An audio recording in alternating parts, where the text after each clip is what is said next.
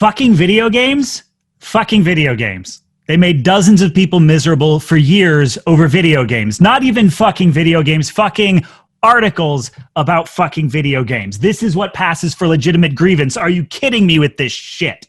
Hi, my name is Ian Danskin. I'm a video essayist and media artist. I run the YouTube channel Innuendo Studios. Please like, share, and subscribe. I'm here to talk to you about Gamergate, and I needed to get all of that out of the way. I'm going to talk about what Gamergate was and how it prefigured the alt-right, and there are going to be moments where you're nodding along with me going like, yeah, I get it. And then the sun's going to break through a crack in the wall, and you'll suddenly remember that all this is happening because some folks, mostly ladies, said some stuff, provably true stuff I might add, about video games, and a bunch of guys didn't like it. And you're going to want to rip your hair out. By the end of this, you will have a better understanding of what happened, but it will never not be bullshit. Also, oh my god, content warning, racism, sexism, anti-Semitism, homophobia, transphobia, rape threats, threats of violence, domestic abuse. I'm not going to depict or describe at length any of the worst stuff, but it's all in the mix, so if at any point you need to switch me off or mute me, you have my blessing. Brace yourselves. So some quick prehistory. In 2012, feminist media critic Anita Sarkeesian ran a Kickstarter campaign for a YouTube series on sexist tropes in video games.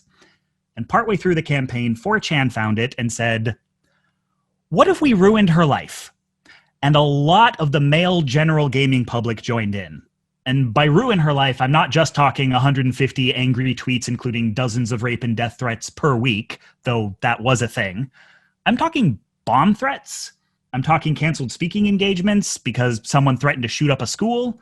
I'm talking FBI investigation. The harassers faced no meaningful repercussions.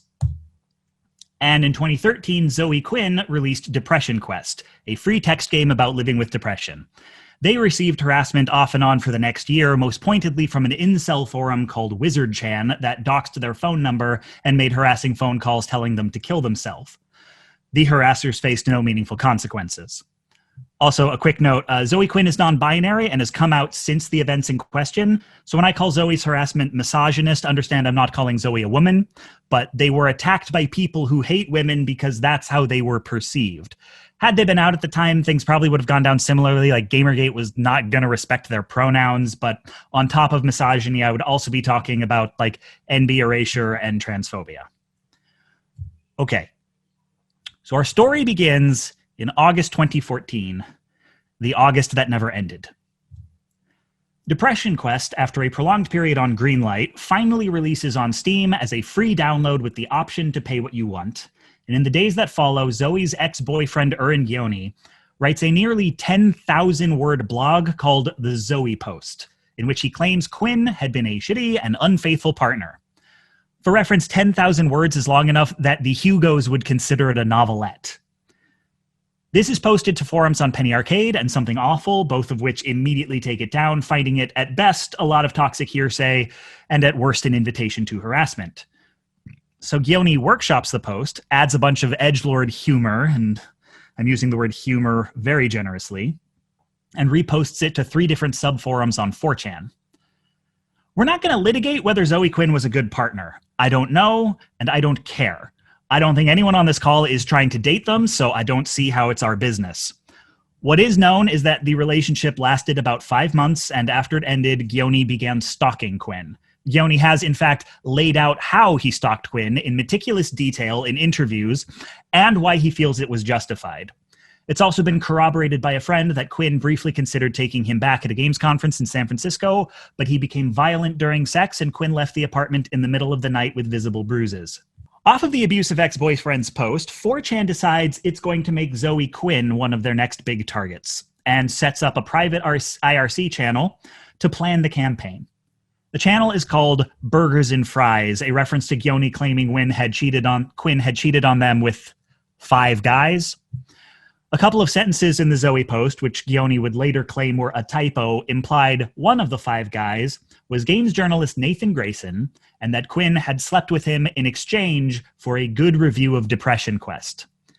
Given the anger that they'd seen drummed up against women in games with the previous Anita Sarkeesian hate mob, Burgers and Fries decides to focus on this breach of ethics in games journalism as a cover story, many of them howling with laughter at the thought that male gamers would probably buy it. This way, destroying Quinn's life and career and turning their community against them would appear to be an unfortunate byproduct of a legitimate consumer revolt. Criticism of the harassment could even be framed as a distraction from the bigger issue. Gioni himself is in the IRC channel telling them that this was the best hand to play. The stated aim of many on Burgers and Fries was to convince Quinn to commit suicide. Two regulars in the IRC, YouTubers Mundane Matt and Internet Aristocrat, make videos about the Zoe post. Incidentally, both of these men had already made a lot of money off of videos about Anita Sarkeesian. Matt's is swiftly taken down with a DMCA claim, which he says Quinn filed against him themselves. For the record, in those days, YouTube didn't actually tell you who filed DMCA claims against you. Members of the IRC also reached out to YouTuber Total Biscuit, who had been critical and dismissive of Anita Sarkeesian in the past, and he tweeted the story to his 350,000 followers, saying a game developer trading sex for a good review may not prove true, but was certainly plausible. This is where Gamergate begins to get public traction. Zoe Quinn is very swiftly doxxed, with their phone number, home address, nudes, and names and numbers of their family collected. Gioni himself leaks their birth name. The Zoe post and the movement against Quinn, now dubbed the Quinspiracy, make it to The Escapist and to Reddit, which mods will have little luck removing. The Quinspiracy declares war on any site that does take their threads down, most vehemently NeoGAF. People who defend Zoe against the harassment start getting doxxed themselves. Fez developer Phil Fish is doxxed so thoroughly, hackers gain access to the root folder of his website. In what I'm going to call This Should Have Been the End Part 1, Stephen Totillo, editor-in-chief at Kotaku, where Nathan Grayson worked, in response to pressure not just from the Quinspiracy, but an increasing number of angry gamers buying the Quinspiracy's narrative, publishes a story.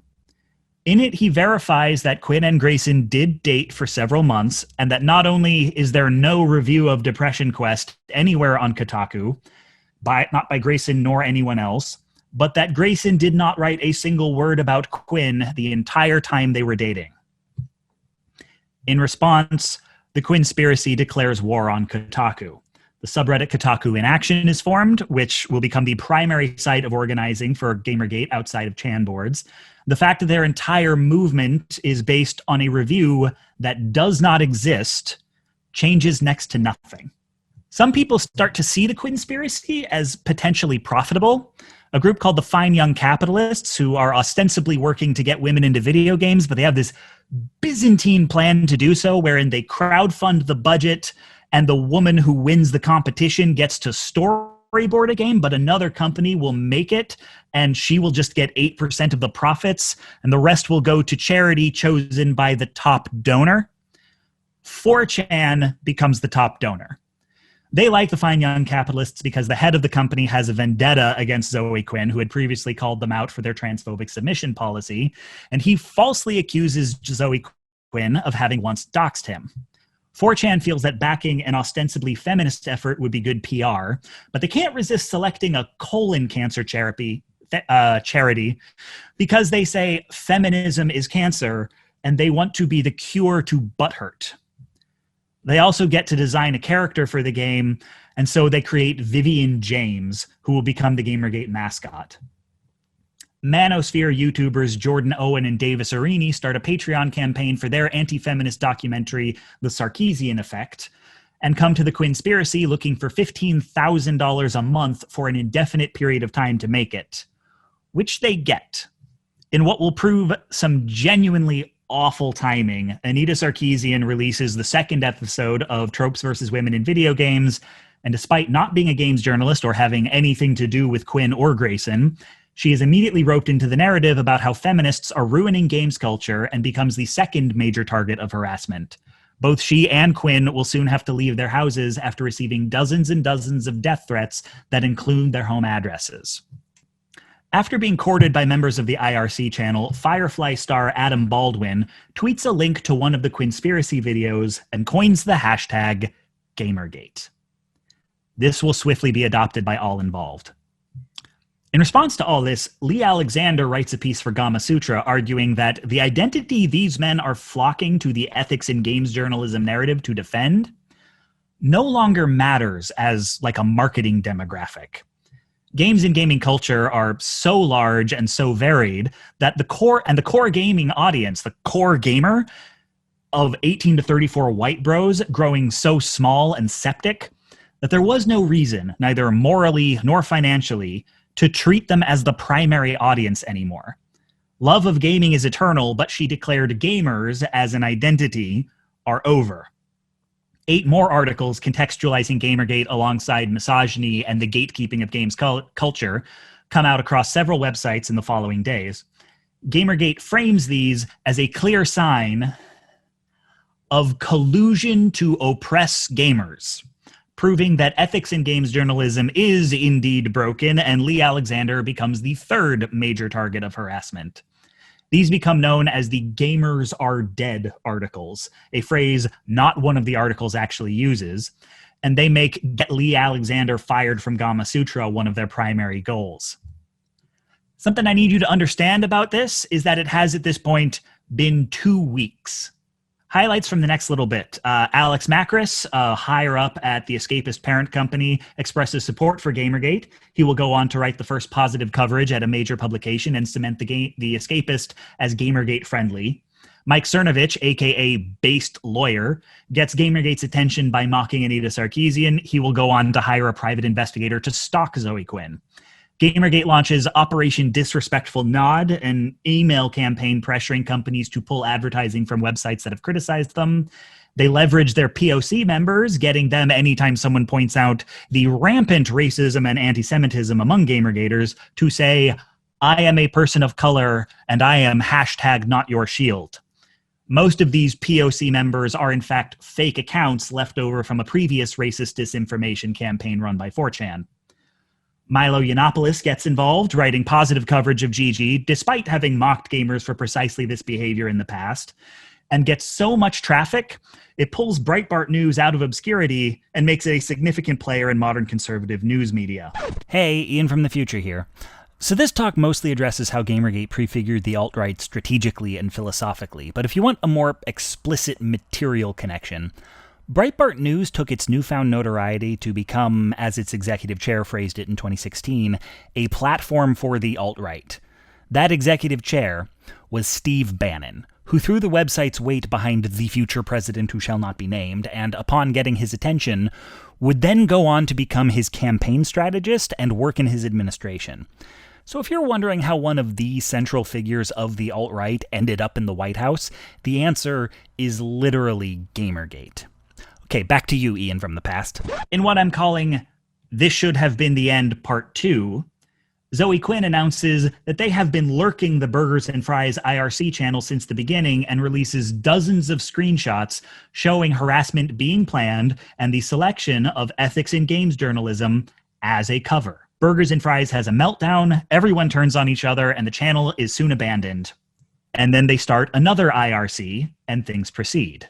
It goes on like this. I'm not going to cover everything. This is just the first month.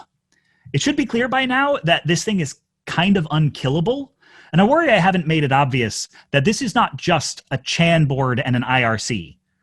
Thousands of regular, everyday gamers were buying the story and joining in.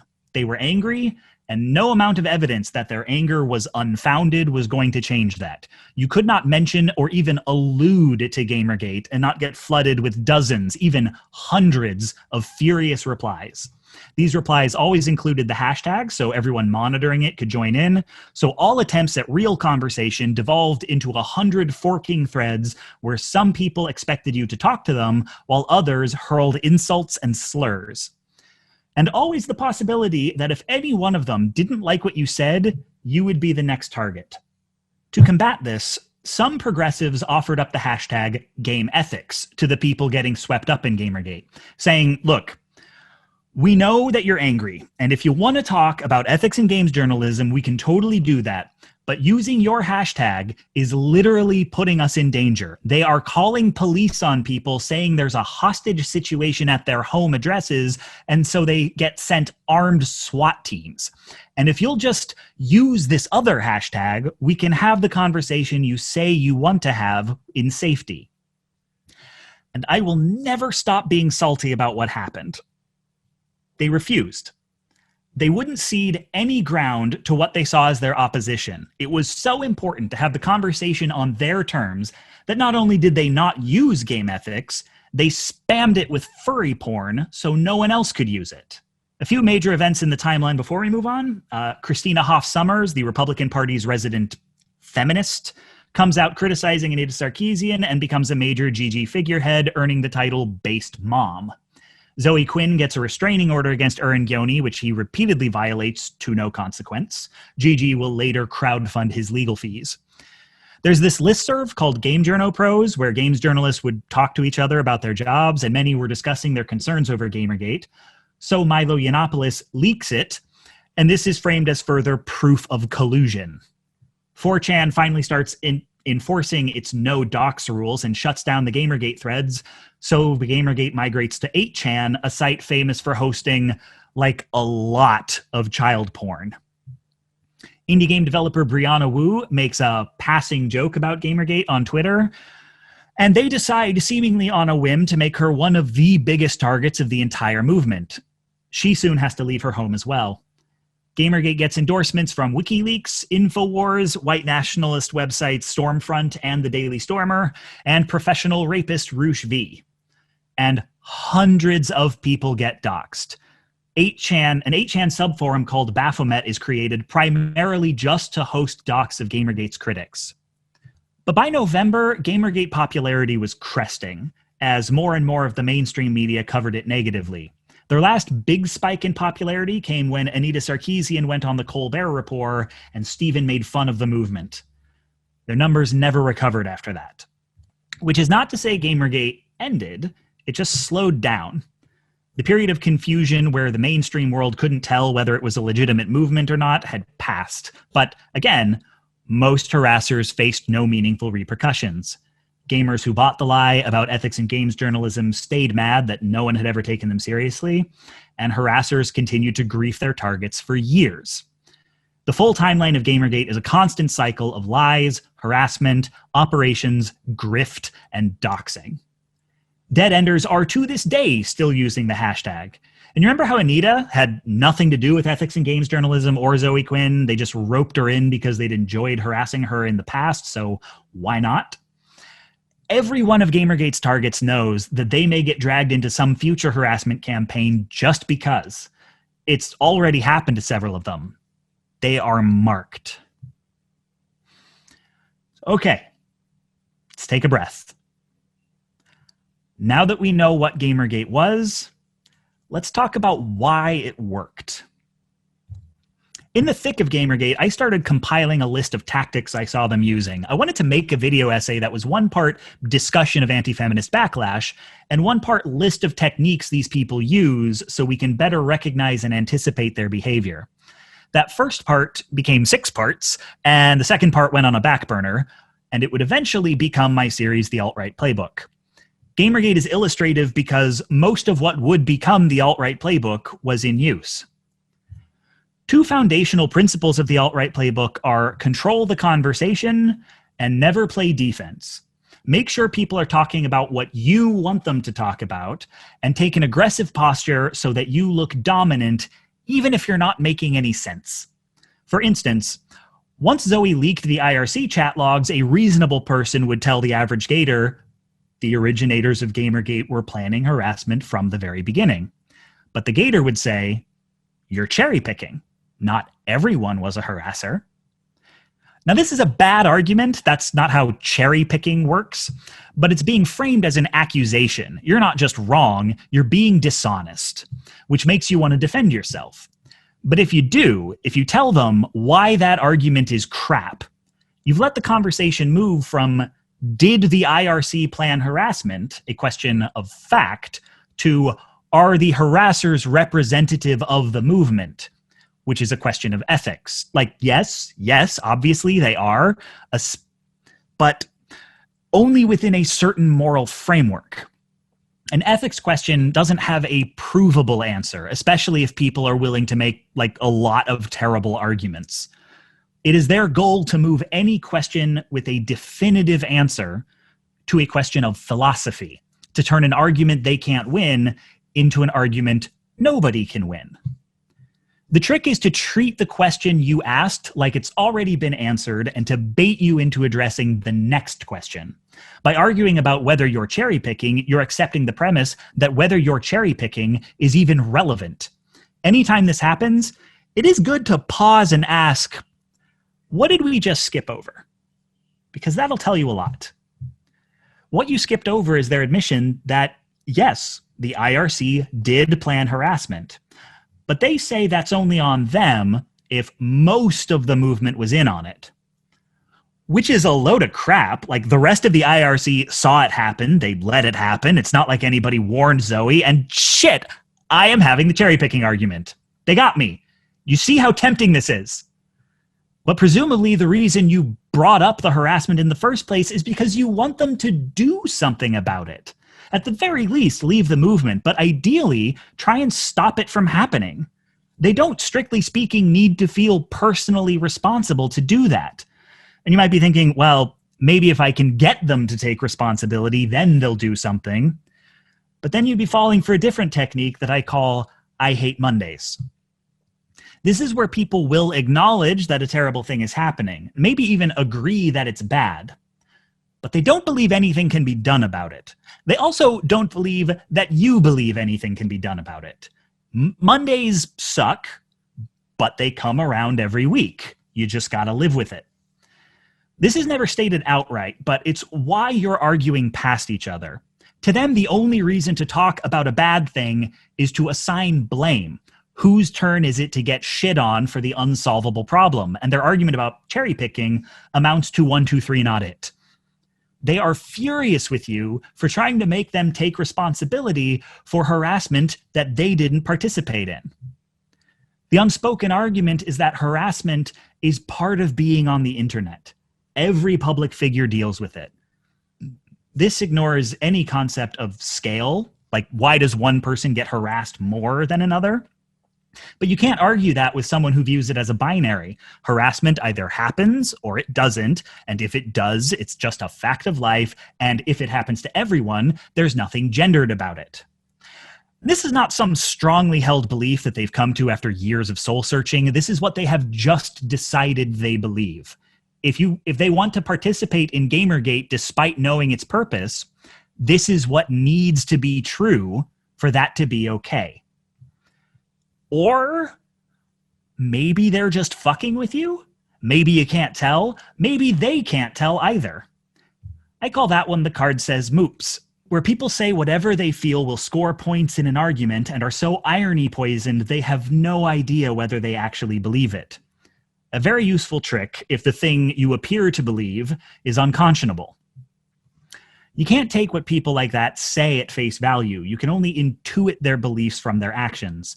They say they believe one thing and another minute they believe another, but their behavior is always in accordance with this thing and not that thing. In the negative space, their belief is the harassment against these women is okay. My anger about video games is more important. I may not be harassing them myself, but they do kind of deserve it.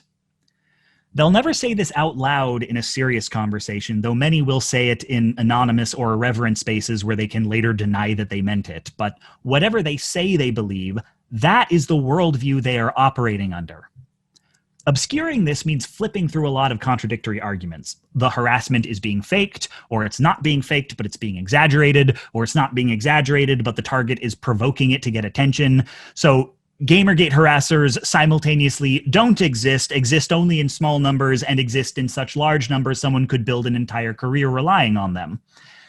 It can actually be kind of fun to take all these arguments that they make in isolation and try to string them together into an actual position.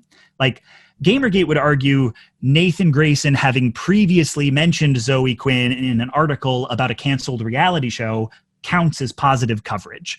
And since Grayson reached out to Quinn for comment, it's reasonable to assume they started dating before the article was published, which is earlier than they claim. And positive coverage did lead to greater popularity for Depression Quest. But if you untangle that, it's like, all right, so you're saying Zoe Quinn slept with a journalist in exchange for 4 non-consecutive sentences that said no more than Zoe Quinn exists and made a game, and the price of those 4 sentences was to date the journalist for months, all to get rich off a game that didn't cost any money. That's your movement? And, some, if cornered, would say, yeah, we believe women are just that shitty, that one would fuck a guy for months if it made them the tiniest bit more famous. But they won't lead with that because they know it wouldn't convince the normies, even the ones who most want to be convinced. So they use a process I call the Ship of Theseus to piece by piece turn that sentence into slept with a journalist in exchange for a good review, and then argue that each part of the sentence is technically accurate. It's trying to lie without lying. And provided all the pieces of the sentence are discussed separately and only in the context of how they justify slept with a journalist in exchange for a good review, you can kind of trick yourself into believing that the second sentence is mostly true. So, why? This is clearly motivated reasoning. So what's the motivation? What was all this going to accomplish? The real answer is nothing. Nothing by design. Gamergate's official channels, the subreddit and the handful of forums that didn't shut them down, were rigidly opposed to any action more organized than an email campaign. They had a tiny handful of tangible demands. They wanted gaming websites to post public ethics policies and had a list of people they wanted fired. But their larger aim was this sea change in how games journalism operated, which nothing they were asking for could possibly give them. The kind of anger that convinces you slept with a journalist in exchange for a good review is a true statement is not going to be addressed by a few paragraphs about ethics and Lee Alexander getting a new job. They wanted gaming sites to stop catering to women and SJWs, who were a sizable and growing source of traffic, and to get out of the pockets of companies that advertised on their websites, which was their primary source of income. So all Kotaku had to do to make them happy was solve capitalism. Meanwhile, the unofficial channels like 8chan and Baphomet were planning op after op to get private information, spread lies with fake accounts, get disinformation trending, make people quit jobs, cancel gigs, and flee their homes. Concrete goals with clear results. All you had to do to feel productive was go rogue. In my video, How to Radicalize a Normie, I describe how the alt-right encourages lone wolf behavior to a rage and then refusing to give them anything to do, while surrounding them with examples of people taking matters into their own hands. The same mechanism is in play here. The public-facing channels don't condone harassment, but they also refuse to fight it. The private channels commit it under cover of anonymity, and there's a free flow of traffic between them when the official channel's impotence becomes unbearable.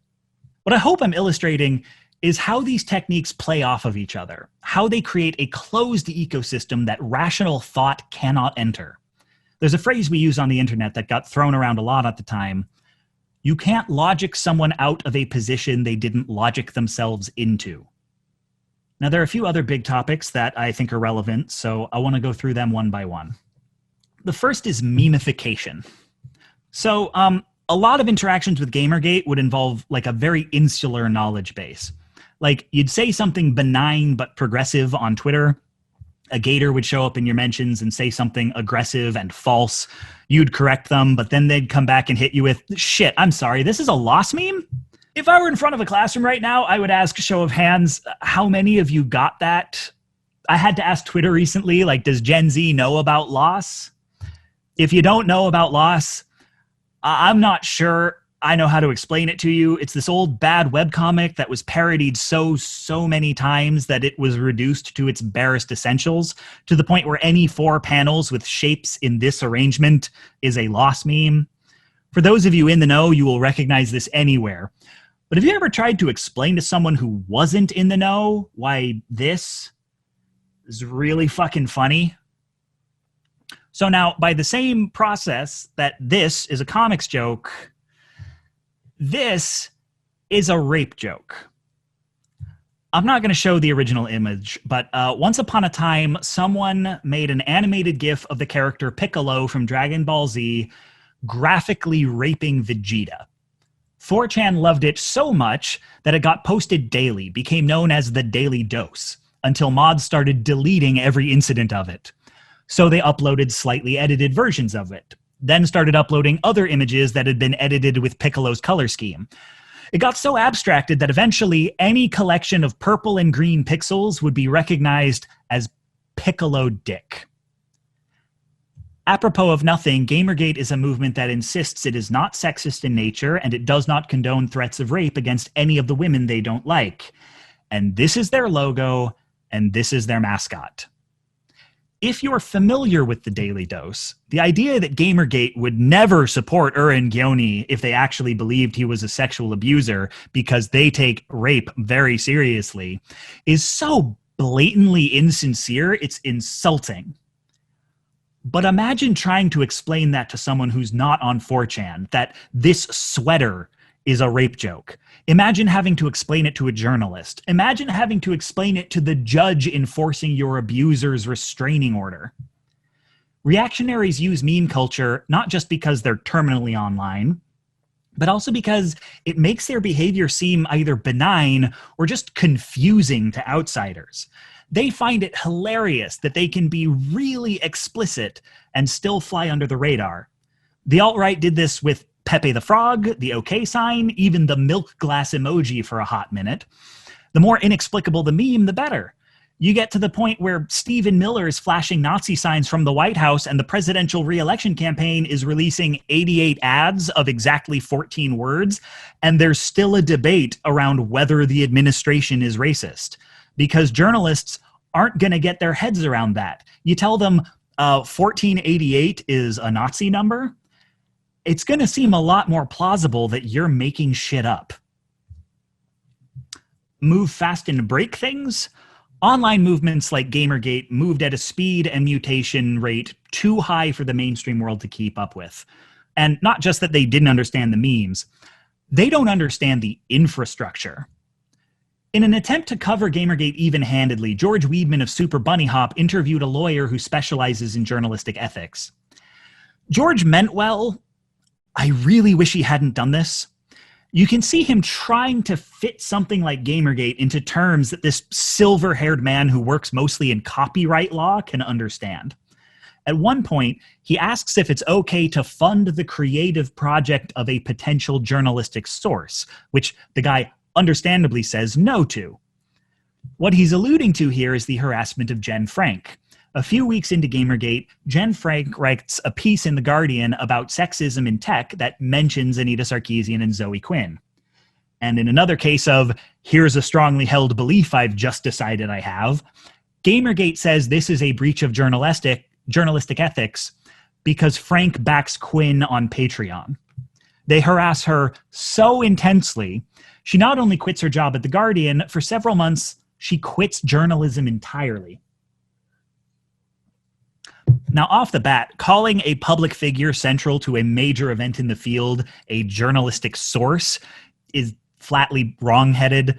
Quinn was not interviewed or even contacted for the article. They were in no way a source. They were a subject. But I want to talk about this phrase, fund a creative project. Patreon is functionally a subscription. It's a way of buying things. Like, it's technically accurate that Frank is funding Quinn's creative project, but only in the sense that you are funding Bob Dylan's creative project if you listen to his music. And saying Frank therefore can't write about Quinn is like saying a music journalist can't cover a Bob Dylan concert if they've ever bought his albums. And, we could talk about the ways that Patreon, as compared with other funding models, can foster a greater sense of intimacy. We could also talk about how, well, that is how an increasing number of people consume media now. So that perspective should probably be present in journalism. But maybe it means we should cover that perspective differently. I don't know. It's an interesting question. But none of that is going on in this conversation because this guy doesn't know what Patreon is. It was only a year old at this point. Patreon's been a primary source of my income for 5 years. My parents still don't know what it is. I think they think I'm a freelancer. This guy here is funding a creative project, and he's thinking about an investor, someone who makes a profit off the source's success. The language of straight society hasn't caught up with what's happening, and that works in Gamergate's favor. In the years since Gamergate, we've had dozens of stories of people trying to explain Twitter harassment to a legal system that's never heard of Twitter. People trying to explain death threats to cops whose only relationship to the internet is checking email, confusedly asking, so why don't you just not go online? Like, just release your text game about depression at GameStop for the PlayStation 3 and get it reviewed in the Boston Globe. Problem solved. And you can see this slowness of mainstream journalism to condemn the harassment. Hell, even games journalists at first. Because what if it is a legitimate movement? What if you're confused? What if you got it wrong? What if the harassers are just a fringe element? What if there was misconduct? The people in a position to stop Gamergate don't have to be convinced of its legitimacy. All they have to do is hesitate. They have to be unsure. Remember how much happened in just the first 2 weeks, how it only took 1 month to become unkillable. It's the same hesitance that makes the mainstream media, online platforms, and law enforcement underestimate the alt-right.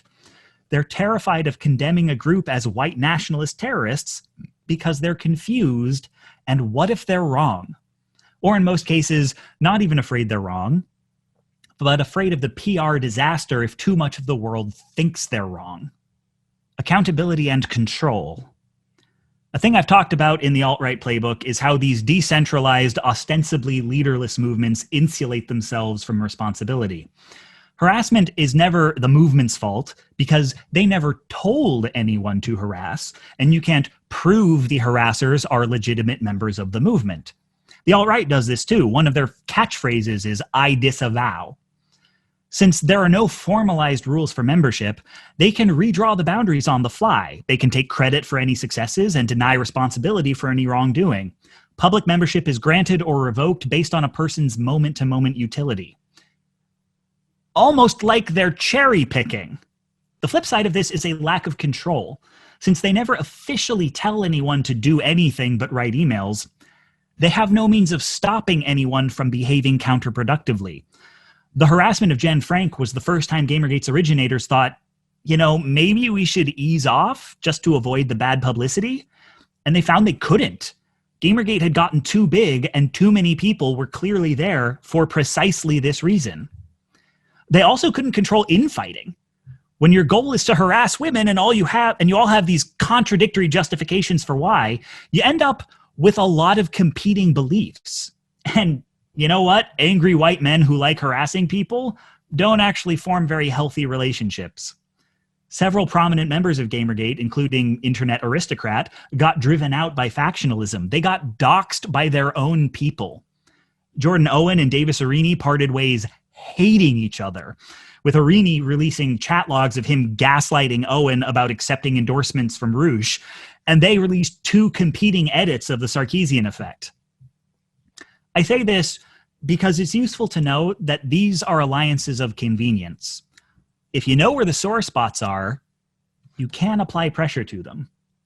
Leaders without leadership. One way movements like Gamergate deflect responsibility is by declaring, "We're a leaderless movement. We have no means to stop harassment." Which, any anarchist will tell you collective action is entirely possible without leaders.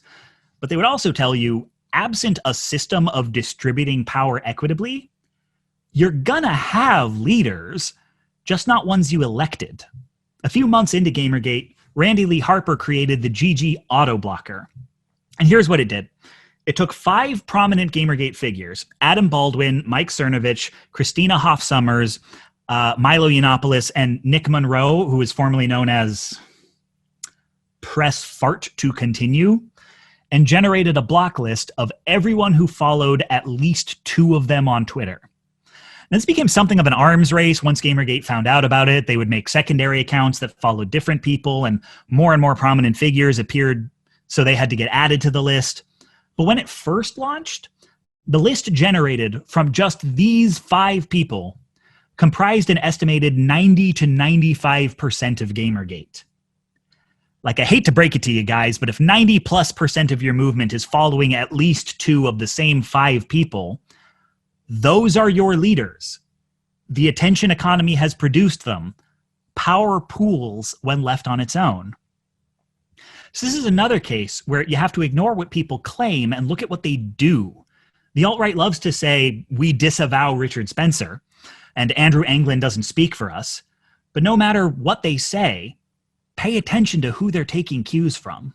Ad campaign. George Lakoff has observed that one way the left fails in opposition to the right is that most politicians and campaigners have degrees in things like law and political science, where conservative campaigners more often have degrees in advertising and communications.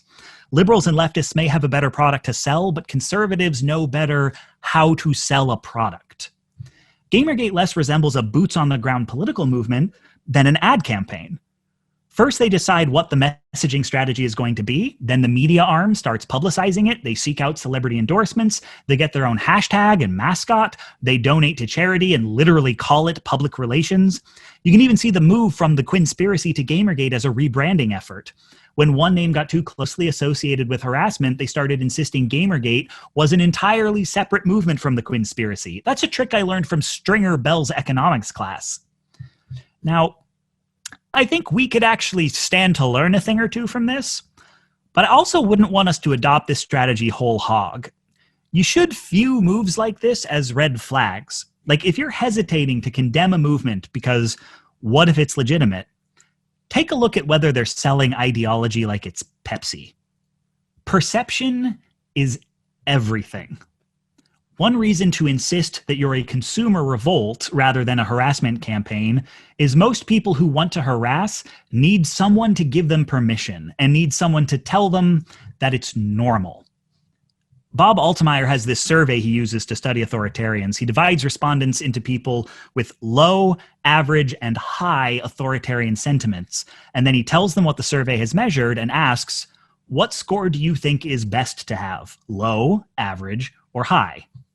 People with low authoritarian sentiments say that it's best to be low. People with average authoritarian sentiments say it's also best to be low. But people with high authoritarian sentiments, they say it's best to be average. Altemeyer finds all across his research that reactionaries want to aggress, but only if it is socially acceptable. They want to know that they are the in-group and be told who the out-group is. They don't even particularly care who the out-group is. Altemeyer finds they'll aggress against any group an authority figure points to, even if they don't notice it, a group that contains them. They just have to believe the in-group is the norm. This is why they have to believe games journalism is corrupt, because of a handful of feminist media critics with outsized influence. Legitimate failures of journalism cannot be systemic problems rooted in how digital media is funded and consumed. There cannot be a legitimate market for social justice-y media. It has to be manipulation by the few. Because if these things are common, then even if you don't like them, they're normal. They're part of the in-group. Reactionary politics is rebellion against things they dislike being normalized, because they know once they're normalized, they will have to accept them. Because the thing they care about most is being normal. This is why the echo chamber. This is why Fox News. This is why the far right insists they're a silent majority. This is why they artificially inflate their numbers. This is why they insist facts are bias. They have to maintain the image that what are, in material terms, fringe beliefs are, in fact, held by the majority. This is why getting mocked by Stephen Colbert was such a blow to Gamergate. It made it harder to believe that the world at large agreed with them. This is why if you're trying to change the world for the better, it's pointless to ask for their permission. Because if you just change the world around them, they will adapt even faster than you will. The argument isn't supposed to end. Casey Explosion has this really great Twitter thread comparing the alt-right to Scary Terry from Rick and Morty. His catchphrase was, "You can run, but you can't hide, bitch."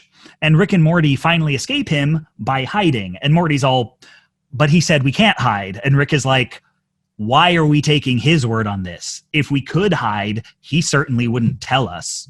The reason to argue with a Gamergater is on the implied agreement that if you can convince them they're part of a hate mob, they will leave. But look at the incentives here. They want to be in Gamergate, and you want them not to be. But they're already in Gamergate. They're not waiting on the outcome of this argument to participate. They've already got what they want. They don't need to convince you Gamergate isn't a hate mob. This is why all their logic and rationalizations are so shit, because they don't need to be good. They're not trying to win an argument. They're trying to keep the argument going. This has been a precept of conservative political strategy for decades. You haven't convinced us climate change is real and man-made. You need to do more studies. But they're not pausing the use of fossil fuels until the results of those studies come in.